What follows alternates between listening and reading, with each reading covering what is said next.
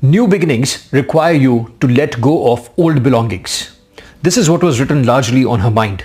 And she went ahead and divorced her husband, sold her car, sold her house, and went to the oceanic insanity. Hi there, this is Gaurav Gupta, your life and business success strategist. Welcome to the Daily Snippets.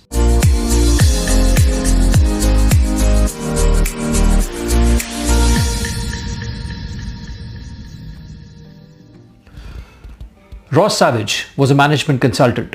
She had everything that a person requires for a good life. She had a husband who loved her. She had a sports car. She had a house of her own, and she was getting pretty much good income. She was settled and very, very comfortable in her life, but she was not happy. A year later, she was alone in the Atlantic Ocean, rowing a boat. Her shoulders were paining or aching because of the inflammation because of rowing for days and weeks together. Her last human contact was weeks or months away. She had sores on her back because of the ocean water, and there was no contact, oceanic wilderness, which was daunting, but she was the happiest she's ever been. And the creator of all this? Roz herself. Why? Why would somebody in their rational minds do something like this to themselves and be happy about it? The answer is, Roz was not thinking rationally. Roz was thinking based on HPP, hope, possibilities and passion. One of these days when Roz was returning from her work, she happened to write in the local train, she happened to write an obituary of herself.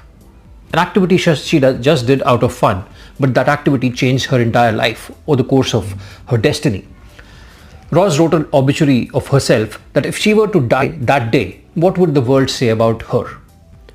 She looked at it and she did not really like it.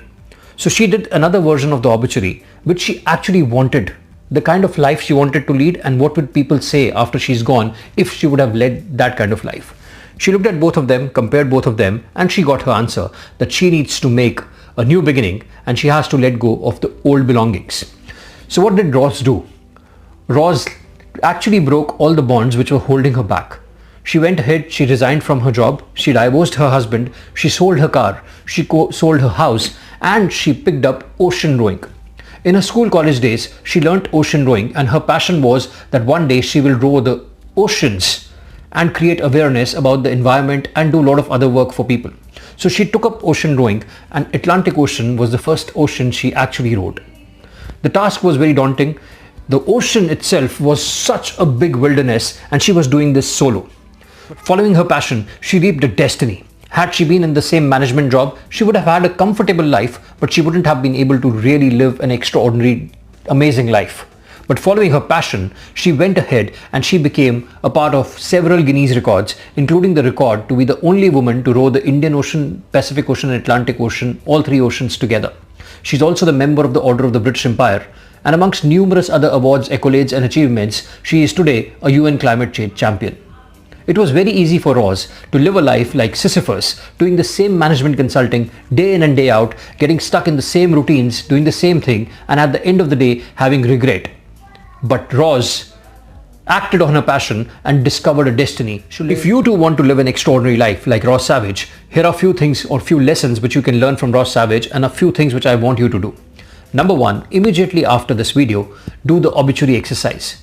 Pick up a piece of paper and write your obituary. If you were to die doing whatever you're doing today, what would the world say about you? And then imagine that you are the person who you've always wanted to be from the bottom of your heart, based on your passions, based on your life's dreams or childhood dreams, and write the obituary of that person.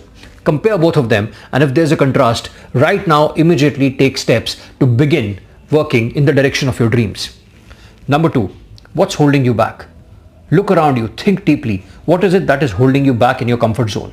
Break free like Roz Savage of whatever it is. If it is divorcing somebody, go ahead and do it, but on a positive note. If it is selling off something, if it is letting go of something, just let go of that and do it right now. Number three, find your compass. What is it that you're passionate about? One of the ways to find your passion is the rocking chair test. Imagine you're at the end of your life and sitting on the rocking chair, you're thinking, if only I would have taken these steps, I would have been more fulfilled in my life. Those are the areas of your passion. Pick up your passion and start working on it. And number four, jump in. with all your conviction, with all your faith. Just go ahead and jump in. Do not think again about it. Take immediate action in the direction of your dreams. And number 5, which is the most important, is there's no looking back.